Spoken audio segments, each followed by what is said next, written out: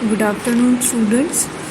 Last class we have studied what are the different type of data types, and today we will be studying what is a mutable data type and what are the immutable types.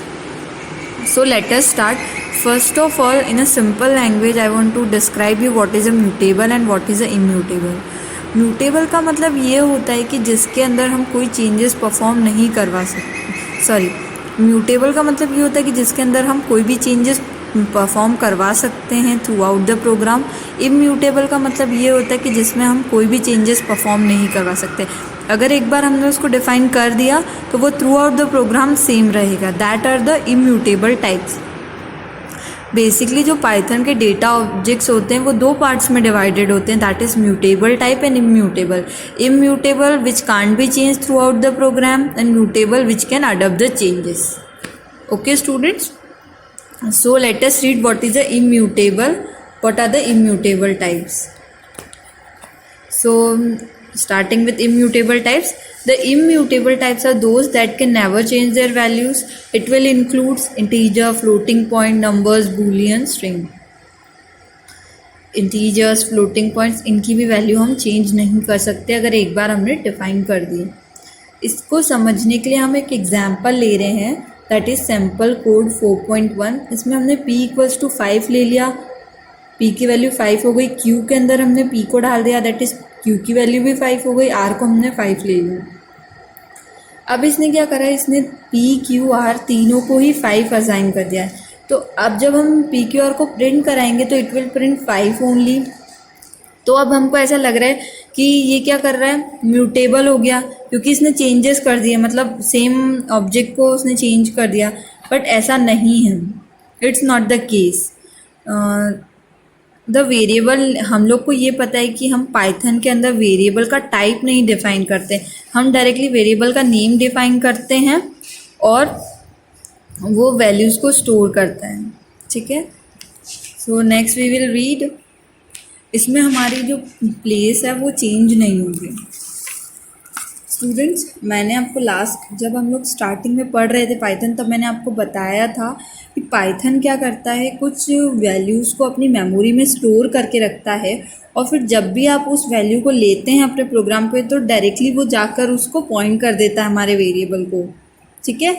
वो हम दूसरी languages में ऐसा होता है कि वो खुद से वो ब्लॉक क्रिएट करते हैं, देन हमारे वेरिएबल को वो वैल्यू असाइन करते हैं. बट ऐसा पाइथन में नहीं था. पाइथन कुछ प्री डिफाइंड वैल्यूज़ लेके रखता है अपने मेमोरी में, और जो भी हमने यहाँ वेरिएबल लिया है अगर वो वैल्यू मेमोरी में प्रेजेंट है तो वो डायरेक्टली उसको जाके पॉइंट कर देता है. दैट इज़ वाई पाइथन, इन्होंने पी क्यू आर ने डायरेक्टली जाके पी को पॉइंट कर दिया. तो इसका मतलब ये नहीं है कि पी क्यू आर तीनों को 5 असाइन हुआ. इसका मतलब ये नहीं है कि पी की वैल्यू चेंज हो गई है. ठीक है. तो बेसिकली हम ये बोलना चाहते हैं कि इम्यूटेबल का मतलब यही है कि उसकी value throughout the program change नहीं होगी. म्यूटेबल का मतलब है कि उसकी वैल्यू प्रोग्राम में हम कहीं भी जाकर चेंज कर सकते हैं. ठीक है. और ये जब पी क्यू आर पॉइंट हुआ ना, जैसे हमने ऊपर एग्जाम्पल में देखा p equals to 5, q equals to p, तो इसमें क्या करा इसने, अगर एक बार p को हमने 5 असाइन कर दिया, अगर दोबारा हम p को कोई वैल्यू देना चाहते हैं तो वो क्या करेगा, p नाम का नया वेरिएबल क्रिएट करेगा, ना कि पहले वाले में अपडेशन परफॉर्म करेगा. ओके स्टूडेंट्स, हमने यहाँ पर एक एग्जाम्पल लिया है p equals to 5, q id 5. ठीक है. तो ये क्या कर रहा है, यहाँ पे तीनों की मेमोरी लोकेशंस चेक कर रहा है. तीनों की मेमोरी लोकेशन सेम है, मतलब वो एक ही चीज़ को जाकर पॉइंट कर रहा है. ठीक है.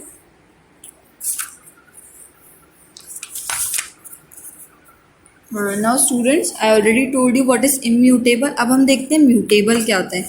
यहाँ पे डेफिनेशन लिखी है म्यूटेबल की. म्यूटेबल वो डेटा टाइप्स होते हैं जो कि अपनी वैल्यू को चेंज कर सकते हैं इन अ प्लेस पे. ठीक है. उसमें कौन कौन से डेटा टाइप्स आएंगे, लिस्ट, डिक्शनरीज एंड सेट.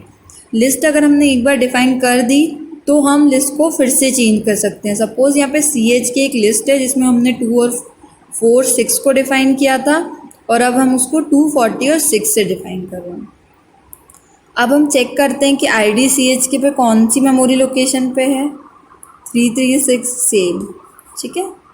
तो in this way we have known the difference between the mutable and the non-mutable object.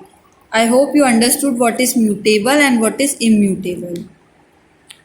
Okay, students. Now we will discuss what are the variable internals.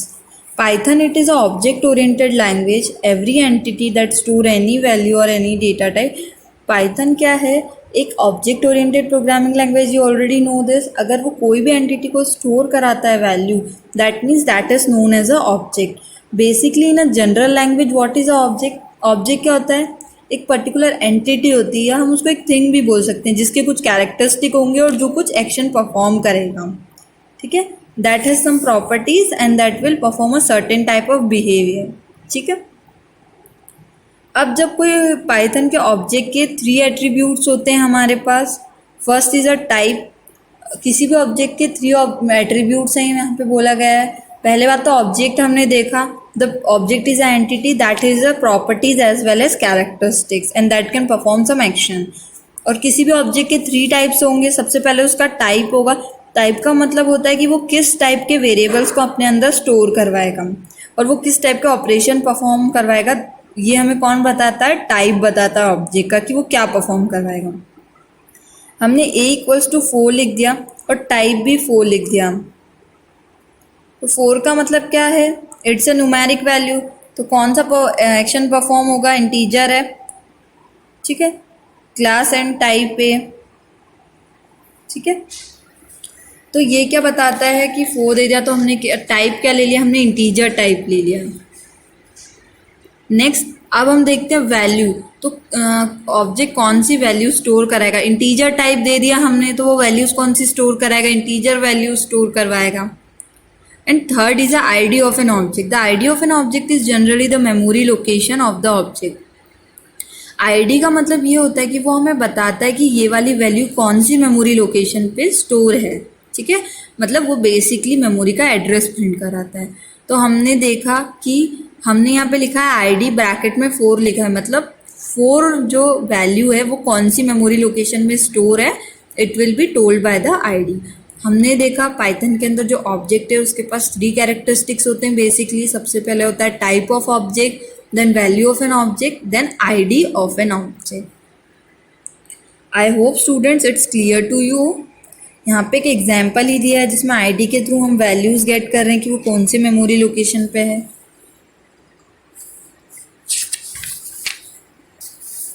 Okay students, now अब आज आप लोग को पढ़ना है कि mutable और इम्यूटेबल में क्या डिफरेंस है और जो पाइथन का ऑब्जेक्ट है उसकी डेफिनेशन क्या है, उसके कैरेक्टरिस्टिक्स क्या हैं, उसके एट्रीब्यूट्स क्या हैं. मतलब ऑब्जेक्ट के अंदर क्या क्या चीज़ कंटेन करता है. That is a type, value and ID.